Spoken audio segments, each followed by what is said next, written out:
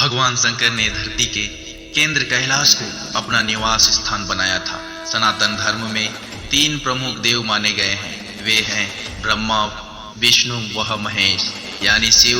ऐसे में इन देवों को लेकर कई तरह के रहस्य बने हुए हैं। ब्रह्मा की उत्पत्ति जहां भगवान विष्णु की नाभि से मानी जाती है, वहीं शिव की उत्पत्ति को लेकर अलग अलग धारणाएं हैं।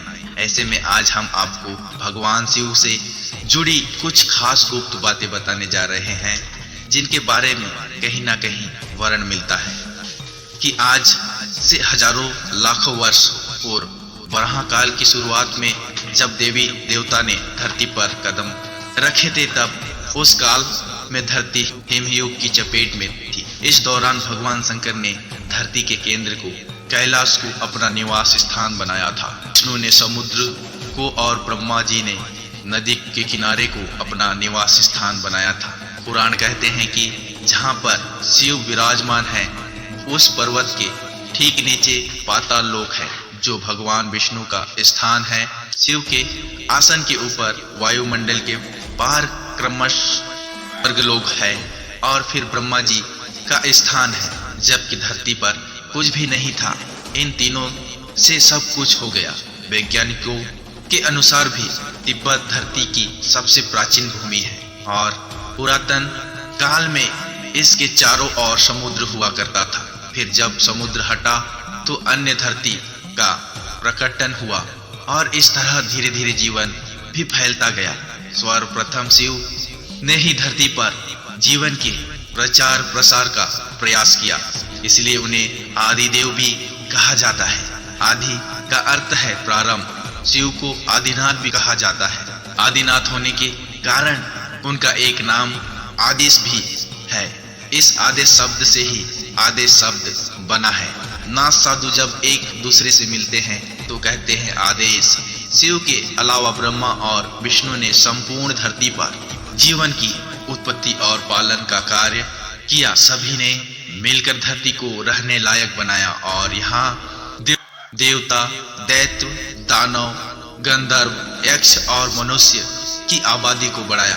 कलयुग और भगवान ऐसी मान्यता है कि महाभारत काल तक देवता धरती पर रहते थे। महाभारत के बाद सभी अपने अपने धाम चले गए। कलयुग के प्रारंभ होने के बाद देवता बस विग्रह रूप में ही रह गए। अंत उनके ओ की रुद्र हैं। शिव वैदिक काल के रुद्र और उनके अन्य स्वरूप तथा जीवन दर्शन को पुराणों में विस्तार मिलता है। वेद जिन्हें रुद्र कहते हैं, पुराण उन्हें शंकर और महेश कहते हैं। वराह काल के पूर्व की कालों में भी शिव थे। उन कालों की शिव की गाथा अलग है। देव दानव सहित सबके प्रिय महादेव की दैत्यों से प्रतिस्पर्धा चलती रहती है। ऐसे में जब भी देवताओं पर घोर संकट आता है तो वे सभी देव आदिदेव महादेव के पास जाते हैं। दैत्य राक्षसों सहित देवताओं ने भी शिव की कई बार चुनौती दी, लेकिन वे सभी परास्त होकर शिव के समक्ष झुक गए।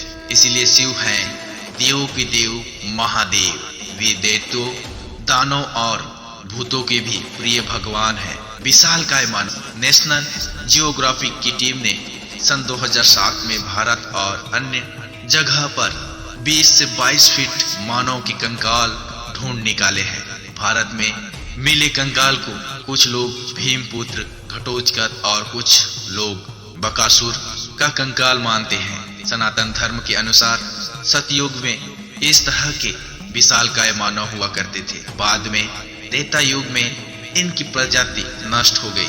पुराणों के अनुसार भारत में भी दैत्य, दानव, राक्षस और असुरों की जाति का था, जो इतने ही विशालकाय हुआ करती थी। भारत में मिले इस कंकाल के साथ एक शिलालेख भी मिलता है। यह उस काल की लेप का शिलालेख। इसमें लिखा है कि ब्रह्मा ने मनुष्य में शांति स्थापित करने के लिए विशेष आकार के मानव की रचना की थी। विशेष रचना एक ही बार हुई थी। यह लोग काफी शक्तिशाली होते थे और पेड़ तक को अपनी भुजाओं से उखाड़ सकते थे, लेकिन इन लोगों ने अपनी शक्ति का दुरुपयोग करना शुरू कर दिया और आपस में लड़ने झगड़ने के बाद देवताओं को ही चुनौती देने लगे। अंत में भगवान शंकर ने सभी को मार डाला और उनके बाद ऐसे लोगों की रचना फिर नहीं हुई। भगवान शिव का धनुष, शिव ने जिस धनुष को बनाया था उसकी टंकार से ही बादल फट जाते थे और पर्वत हिलने लगते थे। ऐसा लगता था मानो भूकंप आ गया हो। यह धनुष बहुत ही शक्तिशाली था। इसी के एक तीर से असुर की तीनों नगरी को ध्वस्त कर दिया था। इस धनुष का नाम पिनाक था। देवी और देवताओं के काल की समाप्ति के बाद इस धनुष को देवराज को सौंप दिया गया था। उल्लेखनीय है कि राजा दक्ष के यज्ञ में का भाग शिव को नहीं देने के कारण सती द्वारा यज्ञ में स्वाहा हो जाने के बाद भगवान शंकर बहुत क्रोधित हो गए थे और उन्होंने सभी देवताओं को अपने पिनाक धनुष से नष्ट करने की ठान ली थी। एक टंकार से धरती का वातावरण भयानक हो गया था। बड़ी मुश्किल से उनका क्रोध शांत किया गया था। तब उन्होंने यह धनुष देवताओं को दे दिया। इससे देवताओं ने राजा जनक के पूर्वज देवराज को दे दिया। वे राजा जनक के पूर्वजों में के ज्येष्ठ पुत्र देवराज थे। शिव धनुष उन्हीं धरोहर स्वरूप राजा जनक के पास सुरक्षित था। इस धनुष को भगवान शंकर ने स्वयं अपने हाथों से बनाया था। उनके इस विशालकाय धनुष को कोई भी उठाने की क्षमता नहीं रखता था, लेकिन भगवान राम ने इसे उठाकर इसकी प्रत्यंचा चढ़ाई और इससे एक झटके में तोड़ दिया। शिव का चक्र को छोटा लेकिन सबसे अचूक अस्त्र माना जाता है। सभी देवी देवताओं के पास अपने अपने अलग अलग चक्र होते हैं। उन सभी के अलग अलग नाम थे। शंकर जी के चक्र का नाम भवेंद्र, विष्णु जी के चक्र का नाम कांता चक्र और देवी का चक्र का नाम था मृत्यु मंजरी के नाम से जाना जाता था। सुदर्शन चक्र का नाम भगवान श्री कृष्ण के नाम के साथ नाम अवेंद्र रूप से जुड़ा हुआ है। यह बहुत कम लोग जानते हैं कि सुदर्शन चक्र का निर्माण भगवान शंकर ने किया था। प्राचीन और प्रामाणिक शास्त्रों के अनुसार इसका निर्माण भगवान शंकर ने किया था। निर्माण के बाद भगवान शिव ने इसे श्री विष्णु को सौंप दिया था। जरूरत पड़ने पर श्री विष्णु ने इसे देवी पार्वती को प्रदान कर दिया। पार्वती ने इसे परशुराम को दे दिया और भगवान कृष्ण को यह सुदर्शन चक्र परशुराम से मिला। शिव का अस्त्र त्रिशूल। इस भगवान शिव के पास कई अस्त्र शस्त्र थे, लेकिन इन्हें अपने सभी अस्त्र शस्त्र देवताओं को सौंप दिए। उनके पास सिर्फ एक त्रिशूल ही होता था। यह बहुत ही अचूक और घातक अस्त्र था। त्रिशूल 3 प्रकार के कष्ट, दैनिक, दैविक, भौतिक के विनाश का सूचक है। इसमें 3 तरह की शक्तियां हैं, सत, रज और तम, प्रोटॉन, न्यूट्रॉन और इलेक्ट्रॉन। इसके अलावा पाशुपता अस्त्र भी शिव का अस्त्र ही है। वासुकी शिव का सेवक। शिव को नागवंशियों से घनिष्ठ लगाव था। नागकुल के सभी लोग शिव के क्षेत्र हिमालय में ही रहते थे। कश्मीर का अनंतनाग इस नागवंशियों का गढ़ था। नागकुल के सभी लोग शैव धर्म का पालन करते थे। नागों के प्रारंभ में 5 कुल थे। उनके नाम इस प्रकार हैं: शेषनाग, अनंत, वासुकी, तक्षक, पिंगला और करकोटक। यह शोध के विषय में है कि यह लोग सर्प थे या मानव, या आधे सर्प और आधे मानव। हालांकि इन सभी को देवताओं की श्रेणी में रखा गया है, तो निश्चित ही यह मनुष्य नहीं होंगे। नागवंशावलों में शेषनाग को हर कोई जानता है। शेषनाग को ही अनंत नाम से भी जाना जाता है। यह भगवान विष्णु के सेवक थे। इन्हीं के भाई वासुकी सभी नागों के राजा हुए, जो शिव के सेवक बने। फिर तक्ष और पिंगला ने राज्य संभाला। वासुकी का कैलाश पर्वत के पास ही राज्य था और मान्यता है कि तक्ष ने ही तक्षशिला बसाकर अपने नाम से तक्ष कुल चला था। उक्त 5 की कथाएं पुराणों में पाई जाती है। उनके बाद कोटक, रावत, धृतराष्ट्र, अनंत, मणिभद्र, अलापाद, कंबल, अर्श, धनंजय, कालिया, सोपू, धती या काली, तकत, भूमल, पहल, काना इत्यादि नामों से नागों के वंश हुए, जिनके भारत के विभिन्न इलाकों में इनका राज्य था। अमरनाथ के अमृत वचन शिव ने ही अपनी अर्धांगिनी पार्वती को मोक्ष के लिए अमरनाथ की गुफा में जो ज्ञान दिया, उस ज्ञान की आज अनेकों शाखाएं हो चली है। वह ज्ञान योग और तंत्र योग के मूल सूत्र में शामिल है। विज्ञान भैरव तंत्र एक ऐसा ग्रंथ है जिसमें भगवान शिव द्वारा पार्वती को बताए गए 112 ध्यान सूत्र का संकलन है। योग शास्त्र के प्रवर्तक भगवान शिव के विज्ञान भैरव तंत्र और शिव संहिता में उनकी संपूर्ण शिक्षा और दीक्षा समाई हुई है। तंत्र के अनेक ग्रंथों में उनकी शिक्षा का विस्तार हुआ है। भगवान शिव के योग को तंत्र या याम योग कहते हैं। इसी की एक शाखा हठ योग की है। भगवान शिव कहते हैं वाम योग वामो मार्ग परम घनो, योगिता भगम अर्थात वाम मार्ग अत्यंत घन है और योगियों के लिए भी अगम है। मीरु तंत्र सुतो जगत के गुरु हैं। मान्यता अनुसार सबसे पहले उन्हें अपना ज्ञान सप्त ऋषियों को दिया। ऋषि ने शिव से ज्ञान लेकर अलग अलग दिशाओं में फैल गए और दुनिया के कोने कोने में शैव धर्म योग और ज्ञान का प्रचार किया। इन सातों ऋषियों ने ऐसा कोई व्यक्ति नहीं छोड़ा जिनको शिव परंपरा आदि का ज्ञान नहीं सिखाया गया हो। आज भी धर्मों में इनकी झलक देखने को मिल जाएगी। परशुराम और रावण भी शिव के शिष्य थे। शिव ने ही गुरु और शिष्य परंपरा शुरुआत की थी, जिसके चलते आज भी नाथ, शैव, शक्ति आदि सभी संतों में उसी परंपरा का निर्वाह होता है और आ रहा है। आदि गुरु शंकराचार्य और गुरु गोरखनाथ ने इसी परंपरा को आगे बढ़ाया। शिव के मूल शिष्य सप्त ऋषि भगवान शिव ही पहले योगी हैं और मानव स्वभाव की सबसे गहरी समझ उन्हीं को ही है। उन्होंने अपने ज्ञान के विस्तार के लिए 7 ऋषियों को चुना और उनको योग के अलग अलग पहलुओं का ज्ञान दिया, जो योग के 7 बुनियादी पहलू बन गए। वक्त के साथ साथ इन 7 रूपों से सैकड़ों शाखाएं निकल आई। बाद में योग में आई जटिलता को देखकर पतंजलि ने 300 ईसा पूर्व मात्र 200 सूत्रों में पूरे योग शास्त्र को समेट दिया। योग का 8वां अंग मोक्ष है। 7 अंग तो उसे मोक्ष तक पहुंचने के लिए भगवान शिव की सुरक्षा और आदेश को मानने के लिए उनके गण सदैव तत्पर रहते हैं। उनके गणों में भैरव को सबसे प्रमुख माना जाता है। उसके बाद नंदी का नंबर आता है और फिर वीरभद्र। जहाँ भी शिव मंदिर स्थापित होता है वहाँ रक्षक कोतवाल के रूप में भैरव जी की प्रतिमा भी स्थापित की जाती है। भैरव 2 काल भैरव और वटुक भैरव।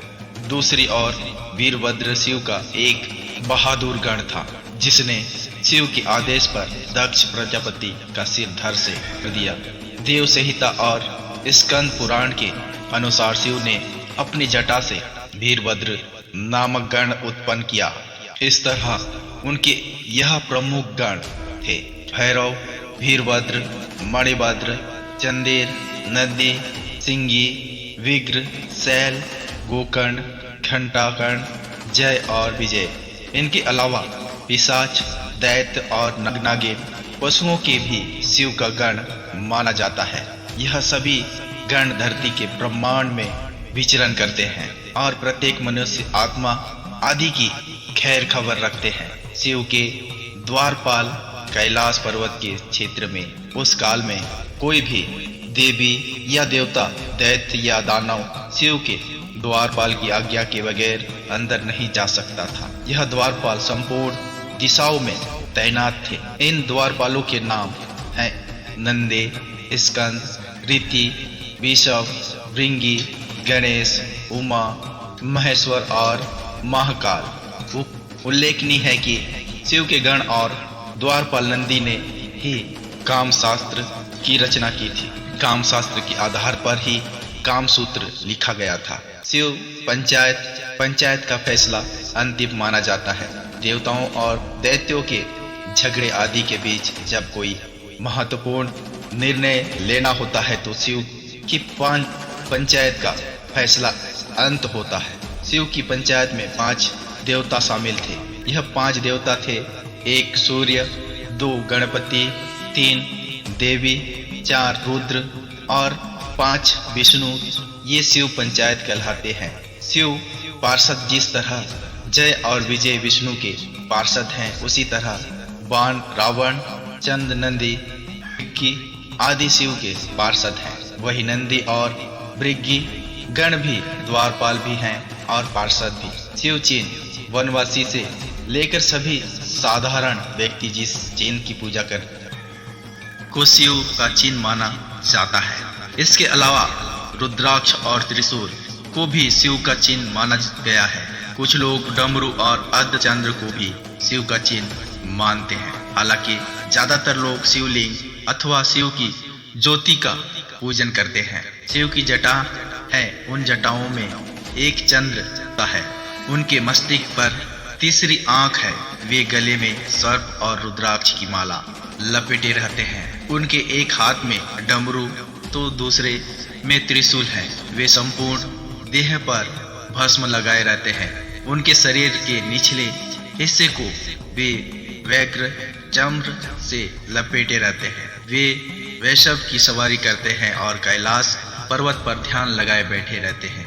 माना जाता है कि केदारनाथ और अमरनाथ में वे विश्राम करते हैं। भस्मासुर से बचने के लिए भगवान शंकर वहां से भाग गए। उनके पीछे भस्मासुर भी भागने लगा।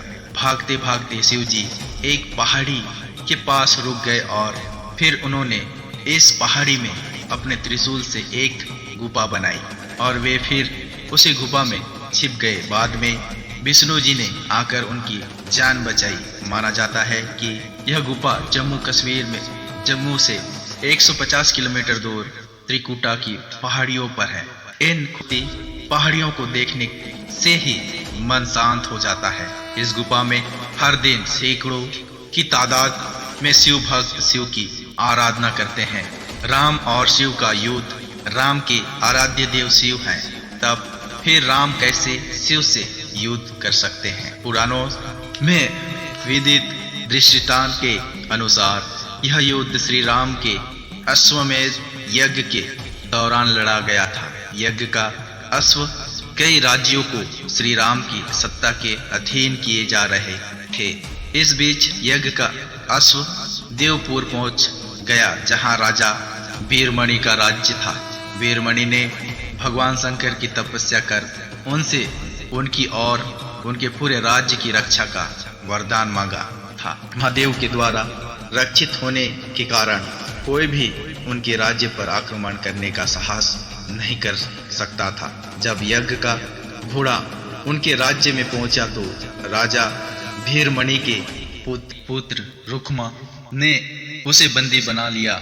ऐसे में अयोध्या और देवपुर में युद्ध होना तय था। महादेव ने अपने भक्त को मुसीबत में जानकर वीरभद्र के नेतृत्व में नंदी, भृंगी सहित अपने सारे गणों को भेज दिया।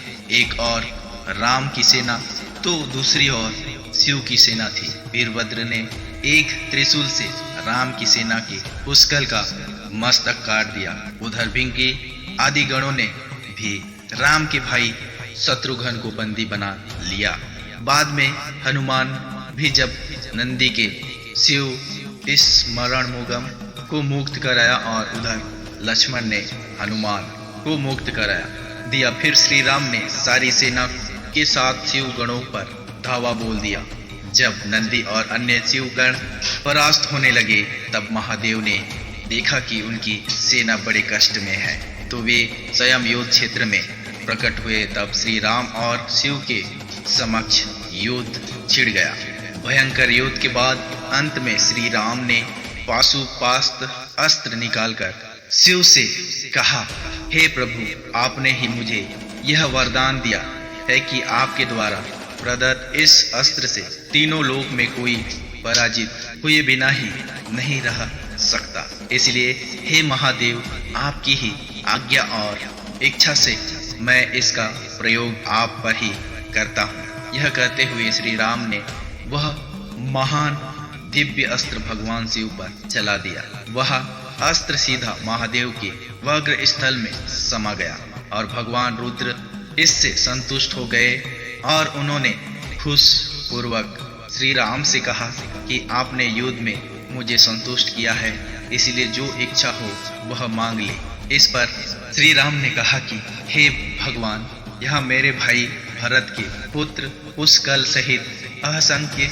योद्धा वीर गति को प्राप्त हो गए हैं, कृपया कर उन्हें जीवित दान दीजिए। महादेव ने कहा कि तथास्तु। इसके बाद शिव की आज्ञा से राजा वीरमणि ने यज्ञ का अश्व श्री राम को लौटा दिया और श्री राम भी वीरमणि को उनका राज्य सौंपकर शत्रुघ्न के साथ अयोध्या की ओर चले गए। अलग अलग पुराणों में भगवान शिव और विष्णु के जन्म के विषय में कई कथाएं प्रचलित हैं। शिव पुराण के अनुसार भगवान शिव को स्वयंभू माना गया है, जबकि विष्णु पुराण के अनुसार भगवान विष्णु स्वयंभू है।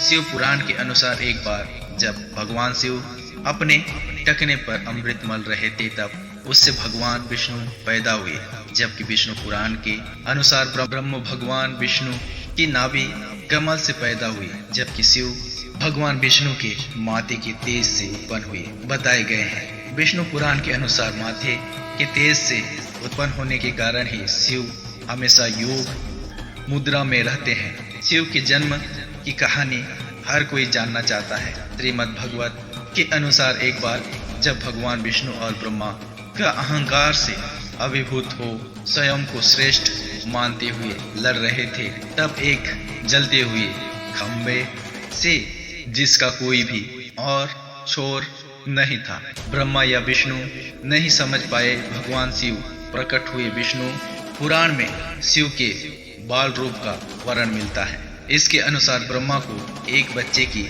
जरूरत थी, उन्होंने इसके लिए तपस्या भी की। तब अचानक उनकी गोद में रोते हुए बालक शिव प्रकट हुए। ब्रह्मा ने बच्चे से रोने का कारण पूछा तो उसने बड़ी मासूमियत से जवाब दिया कि उसका नाम ब्रह्मा नहीं है, इसीलिए वह रो रहा है। तब ब्रह्मा ने शिव का नाम रुद्र रखा, जिसका अर्थ होता है रोने वाला।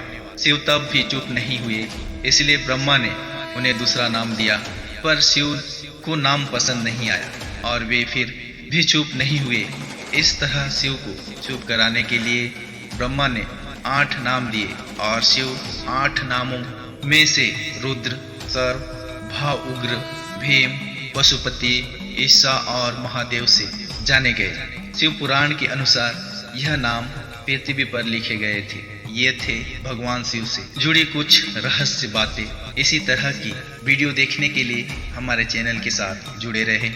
आपको यह वीडियो अच्छा लगा हो तो लाइक और सब्सक्राइब जरूर करें और अपने करीबी और रिश्तेदारों तक वीडियो जरूर शेयर करें। अगर आपको यह वीडियो से कुछ जानकारी अच्छी लगी हो तो नीचे कमेंट बॉक्स में कमेंट जरूर करें और आप क्या सोचते हैं इसके बारे में भी जरूर बताएं। आपका अपना चैनल में जुड़े रहने के लिए बहुत बहुत धन्यवाद।